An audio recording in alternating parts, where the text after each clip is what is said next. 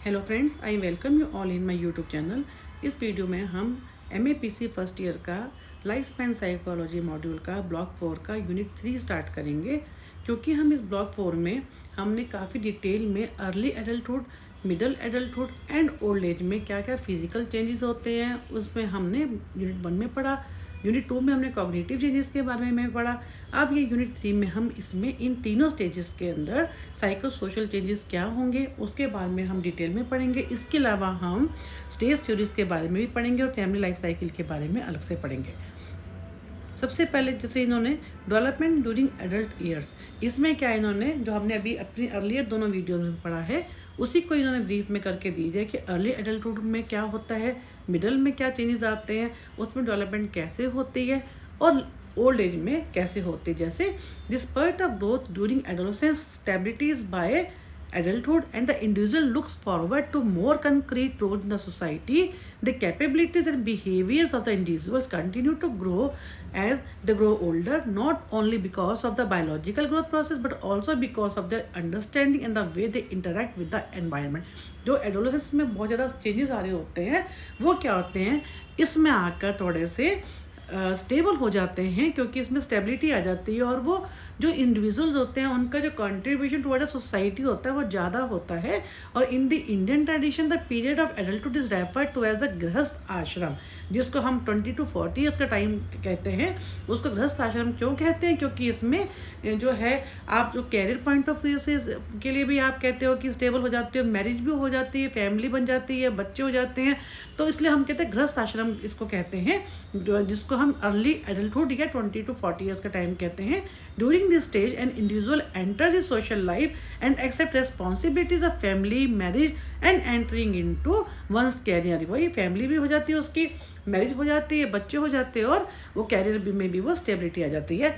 जिस stages of adulthood have sub period such as young adulthood, जिसको हम अभी बता रहे हैं कि 3 तरह से हम बांट सकते हैं इसको, early adulthood, middle age well as the late और ओल्ड एज।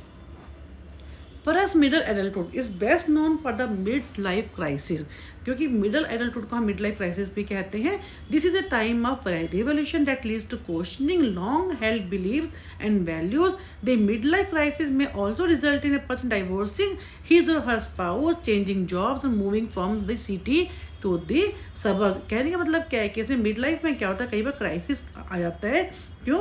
क्योंकि उसमें क्या होता है, कई बार जो कपल होता है, मिड लाइफ का मतलब क्या 40 to 60 ईयर्स का जो टाइम है उसमें कई बार मैरिज हो जाती है, बच्चे भी हो जाते हैं। कई बार क्या होता है वो आपस में अंडरस्टैंडिंग अच्छी ना होने से क्या होता है डिवोर्स भी हो जाते हैं या वो अपनी जॉब को भी चेंज कर देते हैं, चेंजिंग जॉब्स भी आ जाता है और एक सिटी से दूसरी सिटी में ट्रांसफर वगैरह का भी रहता है। तो कहने का मतलब है कि इसको कई बार मिड लाइफ की जो क्राइसिस है इसमें मिडल एडल्टहुड में देखने को मिलते हैं। Typically beginning in the early और मिड 40s, अर्ली और मिड 40s का मतलब कि 40 साल के आसपास का जो टाइम है। The crisis often occurs in response to a sense of mortality or middle age persons realize that their youth is limited and that they have not accomplished all of their desired goals in life. Of course not everyone experiences stress और upset during middle age। इसमें क्या कि mid life crisis जो है सभी को नहीं होता है, कई बार कुछ लोगों में होता है कि वो जब वो सोचते हैं कि उन्होंने क्या अटेन किया, जो उनके गोल्स थे उन्होंने अचीव किए कि नहीं किए, या कि डिवोर्स ऐसा हो जाता है, चेंजिंग जॉब्स है, कैरियर में वो उनमें स्टेबिलिटी नहीं आती है, वो इधर उधर घूमते ही रहते हैं, तो उसके लिए क्या है जिससे उनकी लाइफ में कुछ स्ट्रेस है वो अपसेट हो जाते हैं। अदरवाइज वो क्या कह रहे हैं कि नॉर्मल आदमी की लाइफ में क्या होता है कि ऐसा होता है कि ट्रांजिशन ऑटोमेटिकली होती है, जिसमें पहले अर्ली में एडल्टहुड में आते हैं, फिर वो मिडल में आते हैं, then they come to in the then they enter into the old age. Other middle-aged adults prefer to reframe their experience by thinking of themselves as being in the prime of their lives rather than in their declining years। जब वैसे क्या होता है, कहते हैं कि बाकी जो एडल्ट जो होते हैं मिडिल एज के 40 to 60 वाले, वो क्या करते हैं अपने लाइफ के जो एक्सपीरियंस है उनको रीफ्रेम करते हैं। अगर मानो उनको लगता है कि वो क्राइसिस में है, उनको जो गोल अचीव नहीं कर पाए या किसी भी कारण से वो कैरियर में स्टेबल नहीं है, तो अपने फिर से उसको अचीव करने के लिए फिर से वो रीफ्रेम करते हैं अपने अर्ली की जगह लेट ईयर्स में, क्योंकि 40 मिडल एज का 40 से स्टार्ट होता है ना। अगर उनको लगता है इन द स्टार्टिंग में कि उनको ये प्रॉब्लम है, ये क्राइसिस है, तो फिर से अपने जो एक्सपीरियंस है उनको रीफ्रेम करते हैं। The field of lifespan development seems to be moving away from a normative crisis model to a timing of events model so as to explain such events as the midlife transition and the midlife crisis. The former model describes psychosocial tasks or as occurring in a definite age-related sequence, while the latter describes tasks as occurring in response to a particular life events and their timing. कहने का मतलब क्या है कि normal आदमी जो होता है उसमें जो ट्रांजिशन होता है वो ऑटोमेटिकली मिड लाइफ का क्या होता है 20 to 40 देन 40 to 60 अपने आप आता है। लेकिन कई बार क्या होता है कि उनकी जब जो डिज़ायर्स हैं जब पूरी नहीं होती हैं, जब उनको कोई क्राइसिस उनको लगता है कि जो है अपनी फैमिली जो उनको मैरिज है वो उनमें उसको स्टेबिलिटी नहीं हुई है, मैरिज के अंदर वो हैप्पीनेस नहीं है, बच्चों को लेके कोई टेंशन है या उनको कैरियर को लेके कोई प्रॉब्लम है, तो वो क्या करते हैं फिर से अपने लाइफ की जो सीक्वेंस है उसको फिर से रिफ्रेम करते हैं। इसके बारे में इन्होंने कहा है कि the timing of image model defines it as occurring when the person being in the process of questioning their own life desire, अपनी खुद की लाइफ के ऊपर वो क्वेश्चनिंग करते हैं कि उनकी क्या उनकी डिज़ायर्स थी, क्या उनकी वैल्यूज़ हैं, क्या गोल्स हैं और क्या उन्होंने अचीव किया, इसके ऊपर वो क्या करते हैं फिर से सोचना वो शुरू कर देते हैं during the mid life. Then come to adulthood या लेट इसको ओल्ड एज भी हम कहते हैं, begins at the age of 60। During this stage, most individuals lose their jobs because they retire from active service। इस समय क्या होता है ओल्ड एज में, क्योंकि ज़्यादातर हम देखते हैं 60, 62, 65 तक की ही होती है रिटायरमेंट, लेकिन वही उन्होंने कहा है कि इसमें इस एज में आकर ओल्ड एज में या लेट एडल्टहुड जिसको बोलते हैं, इसमें क्या होता है they attain their retirement. Then they begin to fear about their physical and psychological, उनको फिजिकल इश्यूज भी आने शुरू हो जाते हैं, कुछ केसेस में साइकोलॉजिकल प्रॉब्लम भी हो जाती हैं। And in our society the elderly are typically perceived as not so active deteriorating intellectually के। उसमें वो कि इंडियन सोसाइटी के बारे में क्या है, वैसे भी हम लोग कह सकते हैं जो हेल्थ हमारा जो हमारी एज बढ़ती है तो हमारी जो हेल्थ है वो भी वीक होनी शुरू हो जाती है। They tend to become narrow minded and seem to attach significance to religion, religious हो जाते हैं। इन्होंने वैसे इन्होंने सिंपल बात कही कि रिलीजियस हो जाते हैं या नैरो माइंडेड हो जाते हैं या उनकी intellectually they started deteriorating. Then however this may not be true of everybody, सबके साथ ऐसा नहीं होता है। Many people at the age of 60 और above remain very healthy and active in life. कई लोग क्या होते हैं इसमें 60, 65 में ओल्ड एज में they are quite active, healthy भी रहते हैं, क्योंकि डिपेंड अपॉन कि वो how they take their life और how they take their retirement, तो उस पर है कि वो किस टाइप से उसको चलाते हैं अपनी लाइफ को। The lifestyle including exercise diet and regular health checkup help people to enjoy meaningful and active. वही अगर वो प्रॉपर एक्सरसाइज करते हैं, डाइट पे फोकस करते हैं, रेगुलर उनके हेल्थ चेकअप और टेस्ट वगैरह जो करवाते रहते हैं, तो क्या होता है वो उनकी लाइफ जो है एक्टिव रहती है। Involvement in grand parenting help elderly satisfy many of their personal and emotional need. अपने जो ग्रैंड पेरेंट्स हैं उनके एल्डरली जो है उनकी जो केयर करते हैं उससे अगर वो उनकी पर्सनल इमोशनल नीड्स पूरी होती हैं। Grandparents can serve as important role model. Old people find this role emotionally self fulfilling and tend to derive self satisfaction through achievement of their children. उसमें ये ओल्ड एज के बारे में बात कर रहे हैं ना, तो उनको ये चीज़ कहता है कि हमने जो अपने बच्चे हैं, एक तो ये कि जो हमने जो टारगेट बनाए थे, जो हमने आने गोल्स थे वो हमने पूरे कर लिए हैं, और एक जो उनके बच्चे हैं जो ग्रैंड चिल्ड्रन हैं they are also well settled, या अपने उसके बारे में भी सेटिस्फैक्शन रहती है कि हमारे जो ग्रैंड चिल्ड्रन पोते पोती हैं तो उनके बारे में कहा गया है ये कि उसको लेके भी वो सेटिस्फाई रहते हैं। Successful ageing occurs when elders have developed many ways to minimise losses and maximum gain. यानी सक्सेसफुल एजिंग क्या होती है, जिसमें वो क्या होते हैं उनके लॉसेस कम होते हैं और उनके जो गेन्स होते हैं वो ज़्यादा होते हैं। How and why does the change occur during our adult years, कैसे चेंज होता है?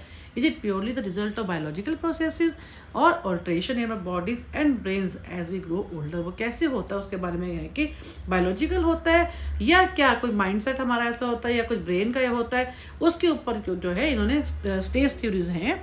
Stage theories versus the contextual approach बहुत इंपॉर्टेंट है, इसमें कई बार आ जाती है, ये पूरा चैप्टर ही वैसे बहुत इंपॉर्टेंट है। स्टेज थ्योरीज क्या क्या कहती हैं? अकॉर्डिंग टू स्टेज थ्योरीज क्या होता है, जो हमारी जो इंडिविजुअल जो है उसकी जो ग्रोथ होती है, उसकी डेवलपमेंट होती है, वो क्या है स्टेजेस में होती है। ऑटोमेटिकली जो है इंडिविजुअल जो है पहले एक स्टेज को, जैसे हमने बचपन से पढ़ा कि प्री नेटल है, फिर उसके बाद नेटल है, फिर इन्फेंसी है, फिर वो एडल्ट वो चाइल्डहुड आ जाती है अर्ली, फिर लेट चाइल्डहुड आ जाती है, फिर हमने प्यूबर्टी के बारे में पढ़ा, फिर हमने एडोलेसेंस लेट को अर्ली को सबके बारे में डिटेल में पढ़ा, अब हमने एडल्टहुड के। तो कहने का मतलब कि ऑटोमेटिकली जो स्टेज थ्योरीज क्या कहती हैं, जो डेवलपमेंट होती है वो अपने आप होती है, वो हमें उसके लिए कुछ नहीं करना पड़ता। Stage theory suggest that all human being no matter where और when they live move through an orderly progression of stage in their development. अपने आप एक ऑर्डरली प्रोग्रेशन होता है, अपने आप ही वो आगे आगे बढ़ते जाते हैं। The individual grows in a systematic process, एक सिस्टमेटिक प्रोसेस के में जो है इंडिविजुअल जो है बढ़ना शुरू हो जाते हैं। According to Erik Erikson, 8 stages of life development proceeds through a series of distinct stages, each defined by क्योंकि एरिक एरिक्सन ने हमने शुरू से ही पढ़ा है कि अलग अलग स्टेज को लेके उसने अलग अलग जो है एक डेफिनेशन वो उसने एक डिफाइन किया है कि अर्ली में जो हर एक स्टेज को उसने जो हर एक स्टेज की एक साइको सोशल उन्होंने अपनी थ्योरी दी है कि इस स्टेज में ये होता है, इसमें ये होता है, इसमें ये होता है। तो वही उसके बारे में गई, जहाँ पे साइको सोशल होता है वहाँ पे एरिक एरिक्सन का नाम आता है, कॉग्निटिव का जहाँ तक जीन पियाजे का नाम आता है। तो इसमें क्या है कि during adulthood every individual passes through 3 major crisis. फिर से इन्होंने क्या किया, एडल्टहुड को कर दिया कि वो 3 तरह से होता है। जैसे अर्ली एडल्टहुड में क्या होता है, इंटीग्रेटेड वर्सेस आइसोलेशन। जैसे इन्होंने कहा कि during adulthood every individual passes through 3 major crisis. The first of this is the crisis of integrated versus isolation. During late adolescence and early adulthood, individual must develop the ability to form deep, intimate relationships with others. This does not mean sexual intimacy, rather it involves the ability to form strong emotional attachment to others. इसमें क्या करता है, intimacy versus isolation. इसमें क्या होता है, integrated या intimacy दोनों एक ही बात है। इसमें क्या होता है, क्योंकि अर्ली एडल्टहुड में जिसको 20 to 40 ईयर्स का टाइम कहते हैं, जिसपे वो कैरियर पे भी फोकस करता है, उसकी फैमिली भी हो जाती है, उसके बच्चे भी हो जाते हैं, तो उसमें क्या है कि इंटीमेसी रिलेशन में आ जाती है। और जो इसको अटेन कर लेता है वो इंटीग्रेटेड फील करता है या उसको इंटीमेसी में कन्वर्ट करता है। अगर वो नहीं कर पाता, इन सब चीज़ों में उसको सेटिस्फेक्शन नहीं है, तो वो आइसोलेशन, वो अकेला रह जाता है। In other words, our first crisis of adult life centres in the capacity to love, to care deeply and consistently with others. People who fail to resolve it successfully will live in isolation. यानी जो इस चीज़ में fail हो जाते हैं वो अपने आप को अकेला महसूस करते हैं, नहीं तो उनके इंटीमेट रिलेशन बन जाते हैं। Erikson label the second crisis of adult life, जिसको हम कहते हैं मिडिल एडल्टहुड को, उन्होंने क्या कहा है, जनरेटिविटी वर्सेस एब्जॉर्प्शन। जिसमें क्या है कि हम फोकस अपने जनरेटिविटी का मतलब क्या है, हम अपने आप को, हमारे सोशल सर्कल बन जाता है क्योंकि हम जॉब में होते हैं, हमारा उस टाइप का भी हमारा सर्कल बन जाता है। हम क्योंकि किसी न किसी सोसाइटी का पार्ट होते हैं, उसमें अपना कंट्रीब्यूशन देते हैं। यानी अपने ये हमारे जब 40 to 60 में क्या होता है, हमारे जो बच्चे होते हैं वो भी एजुकेशन उनकी ऑलमोस्ट कंप्लीट होने वाली होती है, वो सेटल हो जाते हैं। तो कहने का मतलब जो अपनी जो उनके गोल्स होते हैं एडल्ट्स के, जिनको वो अचीव कर लेते हैं, महसूस करते हैं कि हाँ हमने गोल बनाए थे, जो हमारी प्लान्स थी उसको हमने अटेन कर लिया, तो देन उस समय क्या होता है, दे फील देमसेल्फ जेनरस, उनमें जेनिटिविटी की फीलिंग आती है। अदरवाइज एब्जॉर्प्शन, अपने आप को वो कहीं ना कहीं किसी और चीज़ में लगाते हैं एब्जॉर्प्शन। ठीक है, तो वही वो कह रहे हैं, after children have grown themselves into adults, however the tendency toward generativity में इन्वॉल्व सर्विंग एज मेंटर और guide for members of younger generation, helping them in their careers lives. मतलब अपने आप को हर ढंग से वो या तो अपने आप को जो है जनरस फील करते हैं, अदरवाइज फिर अपने आप को वो किसी और चीज़ में एब्जॉर्ब कर देते हैं, किसी को और वो हेल्प करने के लिए या किसी और काम में लगाते हैं to gain the satisfaction. Then come to Erikson term the final crisis को ओल्ड एज कहते हैं, इंटीग्रेटिव वर्सेस डेस्पेयर। इसका मतलब क्या है कि final decays in the life में जो ओल्ड एज होती है उसमें क्या होता है, did my life have any meaning. हम जो ओल्ड एज के जो होते हैं लोग 60 ईयर्स अबव, वो क्या करते हैं, अपनी लाइफ का मीनिंग सोचते हैं कि क्या हमने जो हमारा पर्पस था वो क्या हमने अचीव कर लिया। Did my being here really matter? If the individual is able to answer yes for the question and to feel they have reached many of the goal, they attain a sense of integrity. जब उनको अपनी पूरी life को जब पीछे उसको rewind जिसको बोलते हैं, पीछे देखते हैं, अपनी लाइफ का मीनिंग ढूंढते हैं। अगर उस चीज़ को वो सेटिस्फाइड हो जाते हैं तो वो इंटीग्रेटेड फील करते हैं, अदरवाइज क्या होते हैं, डेस्पेयर, वो उनको निराशा होती है, उनको लगता है कि नहीं, उन्होंने वो सब जो था वो अचीव नहीं किया, तो उनको डेस्पेयर हो जाता है। तो इसमें क्या है कि according to Erikson and other who view adult development in the terms of discrete phases of stages development during human adulthood follows an orderly plan, यानी क्या कहते हैं, उनके अनुसार क्या कहते हैं, एरिक्सन क्या कहते हैं कि एक ऑर्डरली वे में होती है, अपने आप होती है, इसके लिए हमें कुछ भी नहीं करना पड़ता। Then come to contextual approach, वो क्या थी, स्टेज थ्योरी, जबकि अपने आप स्टेजेस में होती है, जो कि एरिक्सन की है। अब क्या है कंटेक्चुअल में इन्होंने क्या कहा है कि जो है कंटेक्स्ट में होती है, यानी एक जो जिस एनवायरनमेंट, अपने आप नहीं होती है, बल्कि जिस कंटेक्स्ट में, जिस एनवायरनमेंट में हम बड़े होते हैं, उससे हमारी डेवलपमेंट जो है अफेक्ट होती है। Contextual theories of development take careful account of many of the differences that exist in one's life and situation. The context and situation of each individual varies a great deal, and these in fact account for the individual to experience the crisis in their life differently. वही इसमें कहा है कि जो उसमें क्या होता है, जिस exist in one's life and situation, किस तरह की लाइफ वो जी रहा है, क्या उसकी सिचुएशंस है, उससे उसकी जो इंडिविजुअल की है जो डेवलपमेंट होती है। And contextual theories of development hold that it is the contextual environment under which a child grows, जिस माहौल में, जिस एनवायरनमेंट में, जिस कंटेक्स्ट में एक बच्चा ग्रो करता है, वो मैटर करता है, उसे उसकी डेवलपमेंट जो होती है इफेक्टेड होती है। That is more important than inbuilt mechanism. हमारे अंदर कोई ऐसा इनबिल्ट मैकेनिज्म नहीं होता, जैसे स्टेज थ्योरीज कहते हैं कि ऑटोमेटिकली होती है, वो ऐसा नहीं है। These theories believe that infants and children develop and grow according to the environment and contextual influences they are exposed to, and these contextual factors are what makes them fully functioning adults or disordered adults. यानी जिस माहौल में हम रहते हैं, environment में रहते हैं, उसी से ही हम फुली फंक्शनिंग भी होते हैं, या कोई कमी हो जाती है तो हम डिसऑर्डर्ड एडल्ट हो जाते हैं। कहने का मतलब ये है कि इन्होंने ऐसा ये माना है, कोई भी ऐसा इनबिल्ट हमारे अंदर सिस्टम नहीं होता, कोई जेनेटिक सिस्टम नहीं होता कि हम, या स्टेजेस नहीं होती कि हम अपने आप ग्रो करते हैं, बल्कि depend upon our environment, our context in which we grow, इस पे हमारी जो डेवलपमेंट है वो डिपेंड करती है। To the most important contextual theory, इसमें क्या है, दो थ्योरीज बहुत इंपॉर्टेंट, एक तो है बहुत ही इंपॉर्टेंट यूरी ब्रॉनफ्रेंबेनर की एंड लिव वाइगॉट्स्की। सबसे पहले क्या है, अकॉर्डिंग टू ब्रॉनफ्रेंबेनर ने की थ्योरी क्या, development influence by experiences arising from broader social and cultural systems as well as child in the immediate surrounding, जो चाइल्ड की जो इमीडिएट सराउंडिंग होती है उस पर डिपेंड करती है हमारी डेवलपमेंट। उन्होंने क्या कहा है कि ecological system theory also called development in context और human ecology theory specify 4 types of nested environmental system with bidirectional influences within and between the system. इन्होंने क्या कहा है कि जो जो बाय का मतलब कि हर ढंग से वो आपस में एक दूसरे को दोनों ही इफेक्ट डालते हैं।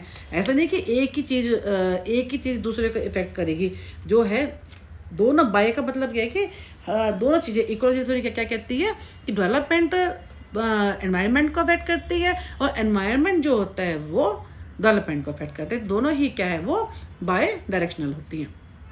अब इन्होंने क्या है कि ब्रॉनफ्रेंबेनर क्या है, presents the socio-cultural view of the development which focuses on the changing relation between individuals and the environment in which they live, जिसमें वो जो है इंडिविजुअल रहते हैं जिस एनवायरनमेंट में, उसके ऊपर उन्होंने कहा है कि उसमें उसके रिलेशन जो है focus is the changing relations, उसके ऊपर डिपेंड करती है हमारी development. It consist of 5 environmental system ranging from the individual direct interaction with social grants agents to the broad.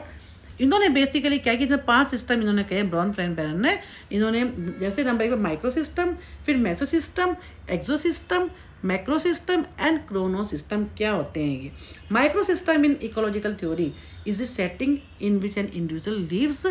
इसमें क्या है, माइक्रो सिस्टम कहता है जिसमें एक इंडिविजुअल जो है वो रहता है, उसको हम क्या कहते हैं, माइक्रो सिस्टम। यानी ये फर्स्ट लेवल है जिसमें इन्होंने, क्योंकि 5 लेवल इन्होंने कहे ना, तो इसमें नंबर 1 पे कौन सा लेवल है, माइक्रो सिस्टम, जिसमें हम रहते हैं। जैसे this context includes a person, family, peers, school, neighbourhood etcetera, जिसमें हम जो है क्या क्या आता है इसके अंदर, फैमिली आ जाती है, जो चाइल्ड है उसकी फैमिली आ जाएगी, उसके पीयर ग्रुप आ जाएगा, स्कूल आ जाएगा, नेबरहुड आ जाएगा, ये सारा क्या है, except the immediate environment in which a person is operating. इसको हम क्या बोलते हैं, जिस सिस्टम में हम एक बच्चा जो है रहता है, उसके इमीडिएट जो रिलेशन जिससे होता है, जैसे पेरेंट्स से हो गया, फैमिली हो गई, पीयर्स हो गए, स्कूल, नेबर्स हो गए, तो इसको हम क्या बोलते हैं, माइक्रो सिस्टम। देन क्या है, मेसो सिस्टम, यानी आगे समझ उसमें माइक्रो सिस्टम क्या था, फर्स्ट लेवल है जिसमें क्या है, जो कि डायरेक्ट हमारा जो कॉन्टैक्ट होता है जिसका चाइल्ड के साथ, इमीडिएट रिलेशनशिप जिसमें हमारे पेरेंट्स, सिबलिंग, ये सब आते हैं। Then come to mesosystem. इसमें क्या है, मेसो सिस्टम का मतलब क्या, इन्होंने यहाँ पे ऐसा नहीं दिया हुआ है, मैं आपको पहले इसके सबसे बताती हूँ, फिर मैं आपको सिंपल वर्ड में बताऊंगी कि the individual directly interact with the environment and the latter has a direct impact on a child. तो इन्होंने शुरू वाले कोई माइक्रो को ही इन्होंने बताया। मेसो सिस्टम के लिए क्या कह रहे थे, meso system in ecological theory involve linkages between micro system. Linkages का मतलब क्या है, जैसे हमने कहा कि जो माइक्रो सिस्टम में क्या है, इमीडिएट रिलेशन, जैसे अभी हमने पढ़ा फैमिली है, पीयर्स है, स्कूल है, अब उनका आपस में क्या लिंकेज है। जैसे आप बच्चे के स्कूल में जाते हैं, पीटीएम पे जाते हैं, पेरेंट टीचर मीटिंग होती है, पेरेंट्स जो है वो इंटरेक्ट करते हैं टीचर्स के साथ। अगर पेरेंट्स का, टीचर्स का या पीयर ग्रुप का बच्चे के साथ अच्छा रिलेशन है, सपोर्टिव है, फ्रेंडली है, तो बच्चे की डेवलपमेंट वैसे होगी। और अगर अच्छे रिलेशन नहीं है, पेरेंट्स के हैं, टीचर्स के हैं, पीयर ग्रुप के हैं, नेबर्स के हैं, यानी जिस एनवायरनमेंट के बारे में बात कर रहे हैं ना, अगर वो ठीक नहीं होगा तो क्या होगा, वो एडवर्स इफेक्ट होगा। ये आपको मैं सिंपल वर्ड से बताया कि उसके लिंकेजेस का मतलब क्या है, जो उसका इमीडिएट रिलेशन है, उनका आपस में क्या रिलेशन है, वो हमारा किस में आता है, मेसो सिस्टम में। Then come to exosystem. Exosystem में इन्होंने यहाँ पे कुछ मेथड सिस्टम आ गया, इन्होंने नहीं दे रखा, इसके बाद इन्होंने बस इतने ये दो के बारे में दिया हुआ है। एक्सो सिस्टम में आपको बताती हूँ, the child does not directly interact with this structures. अब इसमें क्या होता है कि वो एक्सो सिस्टम में आप यहाँ पे मेंशन नहीं है, मैं आपको बता रही हूँ कि एक्सो सिस्टम में क्या होता है कि जिसको चाइल्ड जो है डायरेक्टली इम्पैक्ट नहीं डालता, वाया जैसे पेरेंट्स है। अगर पेरेंट्स की जॉब जो है वो स्ट्रेसफुल है या उनके पास टाइम नहीं है, कहीं ना कहीं वो ज़्यादा उनका टाइम को लेके बहुत इशू है, वो कभी आ रहे हैं कभी जा रहे हैं, वर्क शेड्यूल थोड़ा उनका उस टाइप का है, स्ट्रेसफुल जॉब है, तो क्या होगा, बच्चों के ऊपर उसका इम्पैक्ट आएगा ही आएगा। तो ये क्या हो गया, यानी वो डायरेक्ट नहीं है, डायरेक्टली तो पेरेंट्स के ऊपर इम्पैक्ट डाल रहा है उनका वर्क शेड्यूल या उनका स्ट्रेस जो है जॉब का, लेकिन बच्चे के ऊपर भी डाल रहा है वो इनडायरेक्टली। ये हमारा क्या होता है, एक्सो सिस्टम, यानी बाहर का जो सिस्टम है। Then come to macrosystem. Macrosystem क्या है कि जो कल्चर जो रहता है, जिसका कल्चर, जिस कल्चर में बच्चा रहता है, उसका बच्चे के डेवलपमेंट के ऊपर क्या इम्पैक्ट आता है, वो होता है हमारा मैक्रो सिस्टम। जैसे अगर बच्चा कोई ऐसी सोसाइटी में रहता है जहाँ पे मेल को ज़्यादा प्रेफरेंस दी जाती है, फीमेल्स को कम, तो बच्चे की जो सोच होगी, जो बच्चे की डेवलपमेंट होगी, वो वैसी हो जाएगी।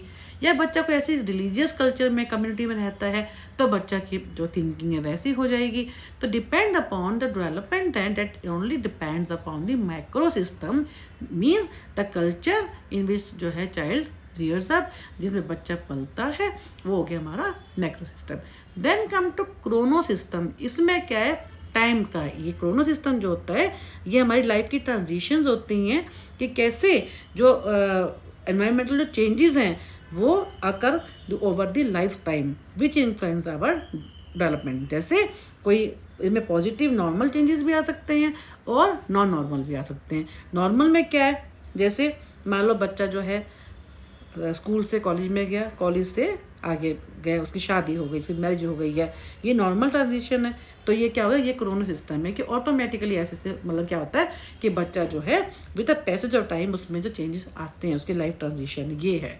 इसमें कोई सिस्टम नहीं है, इसमें बस ये कि एक जो है लाइफ के जो टाइम के with the passage of time जो चेंजेस आते हैं, लाइफ ट्रांजिशंस होती हैं, वो हमारी क्या हो गई, क्रोनो सिस्टम। अब इसमें क्या, नॉर्मल में तो हो जाएगा जो अपने आप, जैसे कि नॉर्मल लाइफ चल रही है उसकी, है ना, शादी हो गई है उसके या पास आउट हो गया वो, लेकिन नॉन नॉर्मेटिव में भी आते हैं इसमें, जिसमें कोई एक्सीडेंट हो जाता है या कोई पेरेंट्स का आपस में डाइवोर्स हो जाता है या किसी नियर एंड डियर वन की किसी की डेथ हो जाती है, तो ये सब आते हैं इसके अंदर नॉन नॉर्मेटिव।